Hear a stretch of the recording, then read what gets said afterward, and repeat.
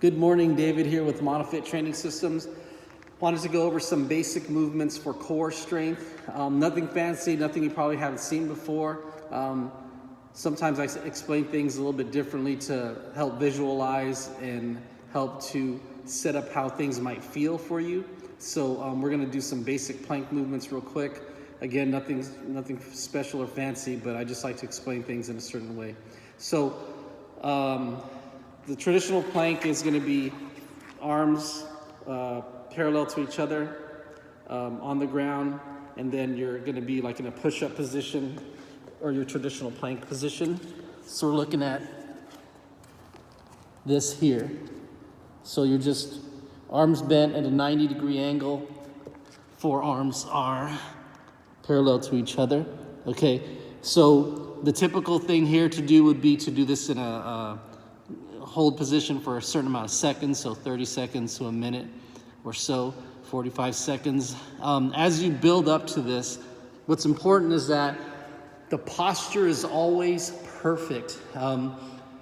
Proper engagement is the most important element of core strength. It's important in a lot of things as well, but the core is something where your posture needs to be right. So if your hips are not in line like this, if they're up like this, or if they're too low, you're either gonna not get much out of it or you're gonna have the risk of injury.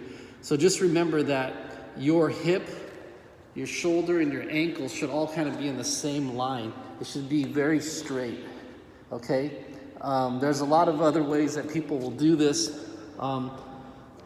Sometimes they'll actually go into like what I call an angry cat position, where their shoulder blades are spread apart.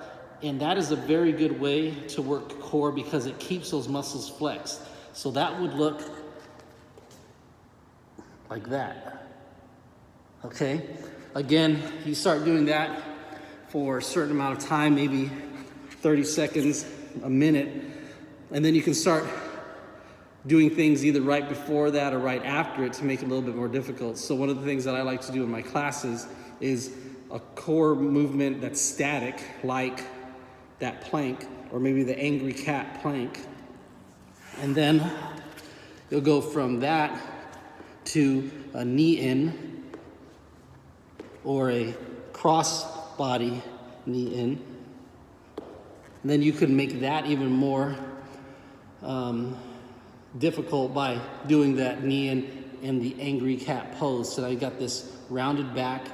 All your muscles that press are activated. So you got forearms involved, you got deltoids, triceps, your chest is involved, your core and your abs completely tight. There's gonna be a lot of recruitment around these muscles, that basically all the muscles you can see in the mirror. But it's gonna be great for people who might be into grappling or any kind of sport like that, where you might need to brace yourself for certain movements. And then there's other things where it's gonna be effective too. There's nothing wrong with having a really strong core when you're golfing.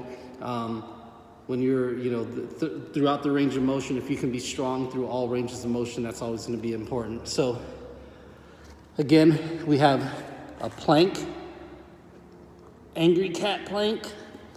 We have a traditional knee in, a crossbody knee in, and an angry cat knee in, and then crossbody. Okay? Keep it real simple. Little bits and pieces that you might be able to use to help with your core strength. Hope you have a great day. Bye.